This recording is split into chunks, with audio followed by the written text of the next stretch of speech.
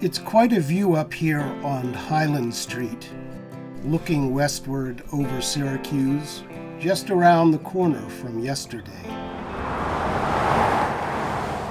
That's where you'll find the vacant Frank Garrett house, designed by Ward Wellington Ward in 1913. In 1997, the house was listed on the National Register of Historic Places. Yet this has not ensured its upkeep or survival. It may be looking a little worse for wear these days, but don't judge a house by its cover. Reading between the lines of its frayed and crumbling exterior is the story of an extraordinary architectural achievement.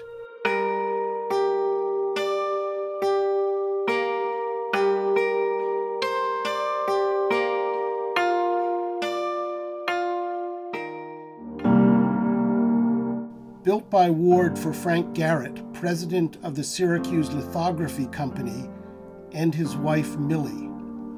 The house was once a part of what was an affluent residential North Side neighborhood. So this house is a great example of Ward's work, and his legacy has been recognized nationally, and we want to do everything to protect and preserve and present the best of his houses. The structure is a two-story English cottage-style masonry house with stucco siding and half timbering. It is front gabled with smaller gabled bays projecting from the front and side facades. One of its most distinctive features was the imitation thatched roof made of thick rolled asphalt shingles, now replaced except over the side entrance. It was about the integrity of materials, about using stone to look like stone and bricks to look like bricks and glass and all the separate kinds of materials in a house. And you can see some of that look in the Garrett house. Further decorating the house are its leaded glass windows, designed by a frequent Ward collaborator, Henry Keck. Keck was just the local stained glass designer at the time. And that's who he would use, local craftsmen if he could. I mean, Keck did wonderful windows, church windows especially, all over the country.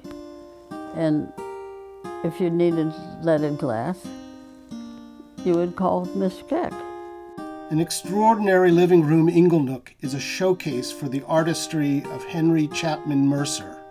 Mr. Garrett wanted an English cottage look, and so Ward asked Mercer to design a medieval subject for the fireplace, and then Ward drew on his skills and his sources of medieval design to make it a medieval-looking house.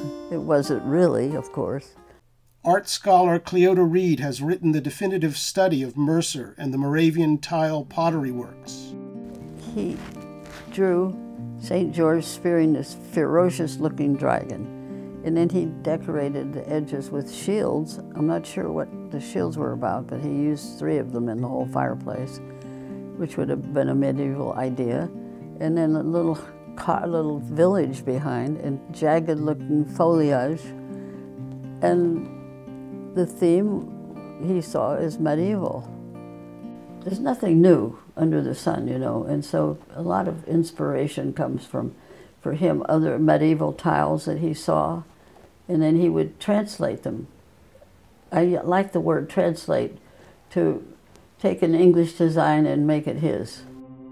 The mosaic style was made like stained glass. It was cut up into pieces, and each one designed and put back together.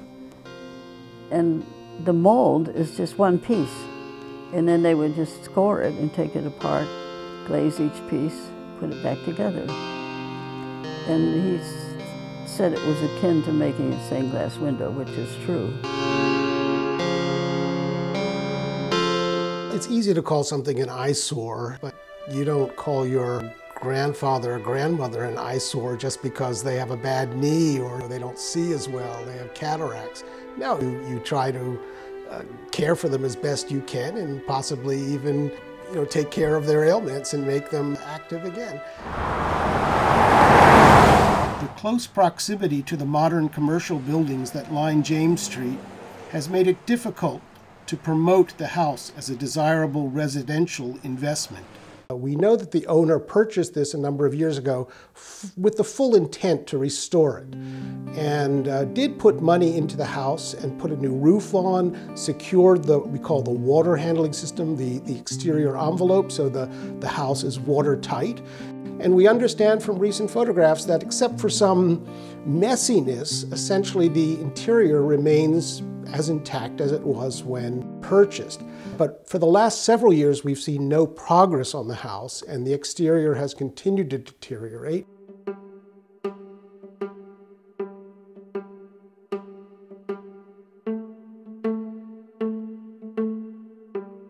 So we're very concerned. And we hope that the owner will either re-engage, and of course during the pandemic it's been very difficult, or he will reach out to others to do the work instead by selling the property or donating the property or creating some kind of public partnership, all of which are possible solutions.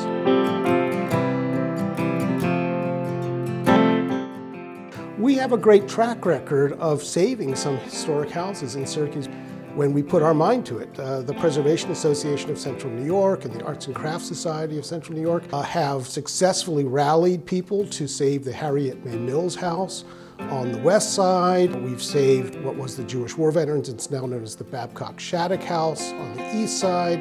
There's the ongoing work, which has again been nationally recognized, for the Stickley house on Columbus Avenue, the Wellington or the Estabrook house out in Fayetteville, which has been saved. This is not a lost cause by any means. The Garrett house can and should be preserved, and it is not rocket science to do it. Yes, there's no doubt it's going to take a lot of money and a lot of effort.